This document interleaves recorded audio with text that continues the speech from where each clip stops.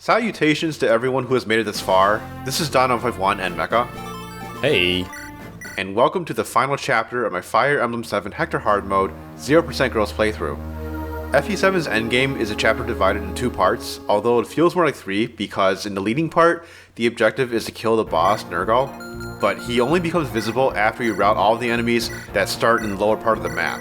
And this is much easier said than done, because FE7's final chapter is clearly inspired by FE5, where you had to defeat 6 Deadlords, which are these like undead, super strong bosses.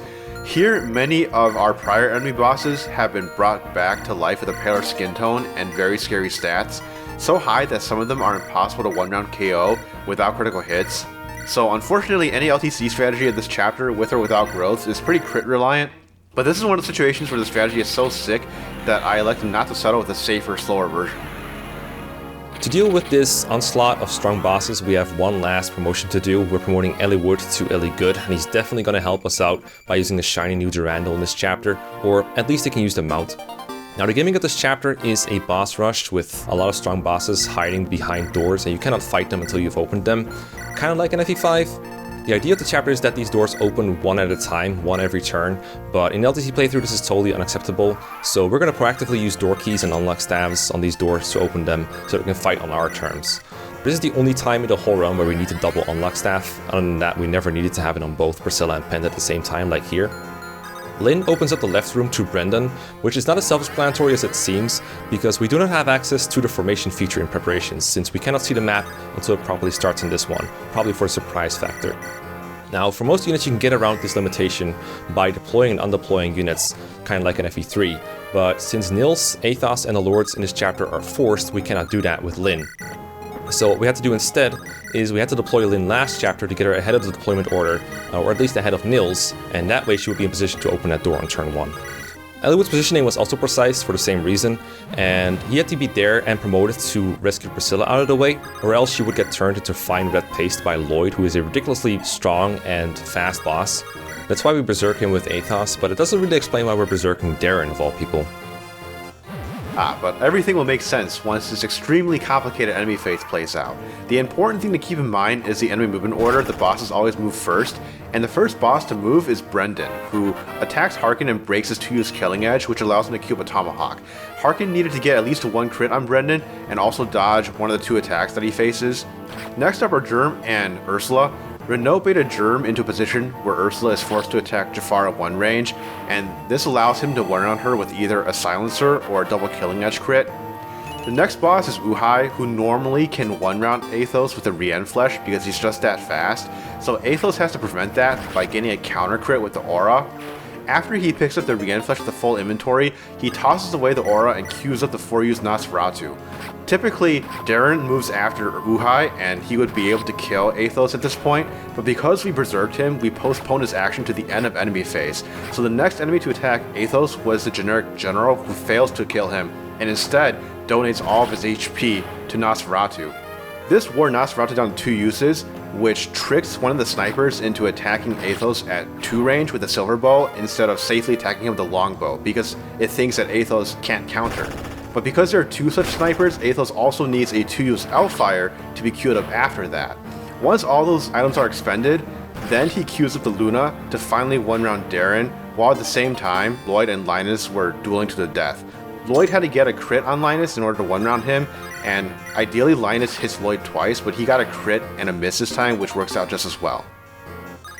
On turn 2 player phase, the final room opens up with Kenneth and 2 generics. The generics aren't a very big deal. Harken is able to kill the Sage with Fimbulvetter using the Brave Sword to avoid a counterattack. Take note that before Renault uses Fortify to heal Athos, he takes Lynn from Vida to remove the penalty to her skill. Then Hawkeye has to get a Killer Axe crit to kill Brendan because 2 hits from the Brave Axe would not be enough to reduce his HP to 0. Now, even though this is the final map and combat stats seem more important than ever, there is still evidence here that movement is the best stat, because we would have preferred to use Harken to kill Kenneth since he's fast enough to double or quadruple with a Brave weapon, but because he cannot reach, we have to resort to the Brave Lance with Vida, and Vida cannot be fast enough to double, so we have to get a critical hit. Hector also makes use of his high movement with the boots, so he can finish off the warrior using Armads, settling once and for all that Hector is the best lord in this game.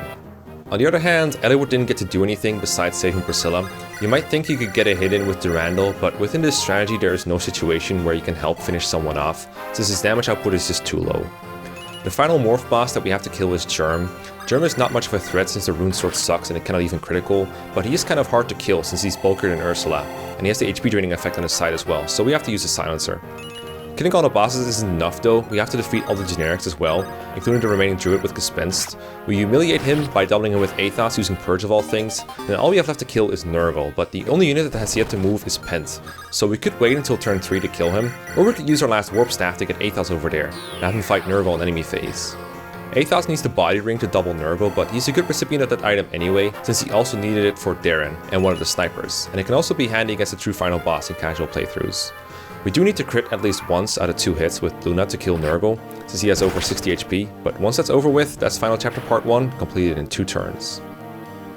The real final boss of Fire Emblem 7 is a fire dragon, one whom we fought in multitudes in FE6, where they crumple like wet tissue paper to divine weapons. Here, it's made of different stuff because not very many units or weapons can do a significant amount of damage to it. There is actually a reliable one-turn strategy for this fight, which involves a Phyllis Might boosted body ring Athos using 4 Blaze, but you need to do some chip damage, and we have no way to safely do that in 0% growths in 1 turn, so instead, we just went with the cheesiest strategy of one-shotting him, with a Phyllis Might boosted Luna Critical. And after we add on the 1 turn from part 2 of the final chapter, I can safely say that we are once more done 151 with yet another 0% growth playthrough. This was quite the run. I didn't expect that much out of FE7, but I surprised myself with how wacky some of the strategies had to be, because I've had a lot of experience playing this game before, and I definitely didn't expect some of the things like the lockpick strat or promoting Lowen for Chapter 17X. Yeah, it was honestly one of my favorite Dawn runs so far, because, well, my favorite part was probably all the weapons breaking mid-enemy phase. Really tells you that even after all the years that this game has been out, and it looked at times that it was completely solved, there's still something new to be shown every time, so that was pretty cool. Anyway, as usual, at the end of the runs, we do a Q&A to answer some of your most asked questions from the comment section and from the community tab, so let's have it. So the first question comes from Turfing00, who asks, what parts of FE7 make its LTC most different from other games, particularly other Fire Emblem GBA games? So coming first from FE12, which is a prior run, I think the biggest difference is the presence of rescue that really changes the mathematics on like what the minimum turn count is for any given map, because you're not just calculating like how far your lord can walk to the gate and then dividing it by their movement stat. I think another part about FE7 compared to the GBA games is the presence of Berserk, which you don't always use in an FE7 run because, you know, a lot of runs skip Genesis or they do it fast enough where they skip Berserk, but in 0% growth, Berserk definitely played a pretty big role here.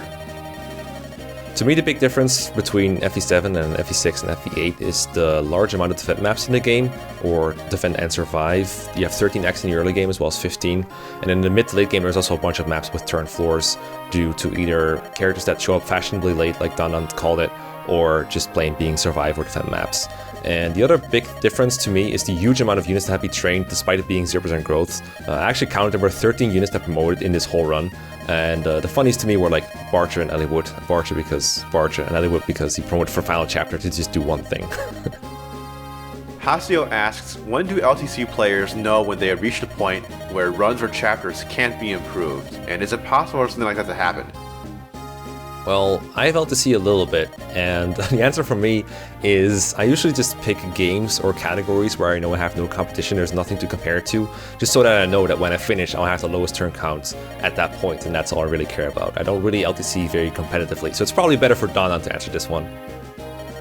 So it is definitely possible to reach a turn floor that can no longer be improved in movement-based maps like Siege or Kill Boss, especially in the games that don't have rescuing, where your minimum turn count is just the total distance from point A to point B divided by your lord's movement.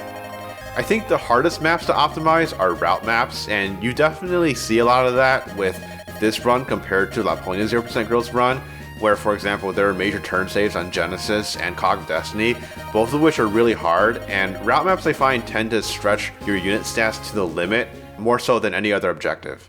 One other factor that affects how players perceive the lowest possible turn count for any given Fire Emblem game is their personal threshold for reliability. There are multiple instances where someone declares that their run can't be beaten in terms of turn count, and then later on it gets beaten by someone who does more dubious, less reliable strategies. Alright, next question is by Lilio. Do you find it more enjoyable to plan the late game with your 0% LTCs than the early game? The short answer is yes, because you are afforded way more tools in the late game of any Fire Emblem game compared to the early game. You have much more powerful units, and you have things like Warp and Rescue. It feels very restrictive in comparison when like your only good unit is Marcus and everyone else is a scrub, because they're just kind of trying to chip in for kills, whereas one person is killing everything along the way. I will say that the thing that's more enjoyable about the early game compared to the late game is that you know what you're working with. There is kind of like this agonizing analysis paralysis when you get to the late game where you don't know what tools you'll have to begin with, because that can greatly affect the strategy.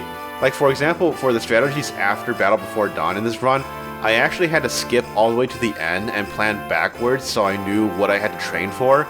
And I had to like hack into promote Eliwood, because if I tried to route the game forwards from Battle Before Dawn, I would not have been able to figure out that I needed to promote Eliwood for the final chapter to get a 2-turn clear. Our next question is by Russell Fu. It's a 2-part question. He asks, how difficult would you rate FE7 in comparison to FE6 0% growths? And what units would be much more useful in a gross LTC compared to a 0% gross LTC? We'll answer the second part first about units that are more useful in a growth LTC. So this run had a lot of trained units like I said earlier, and some of those will be really good in a growth LTC.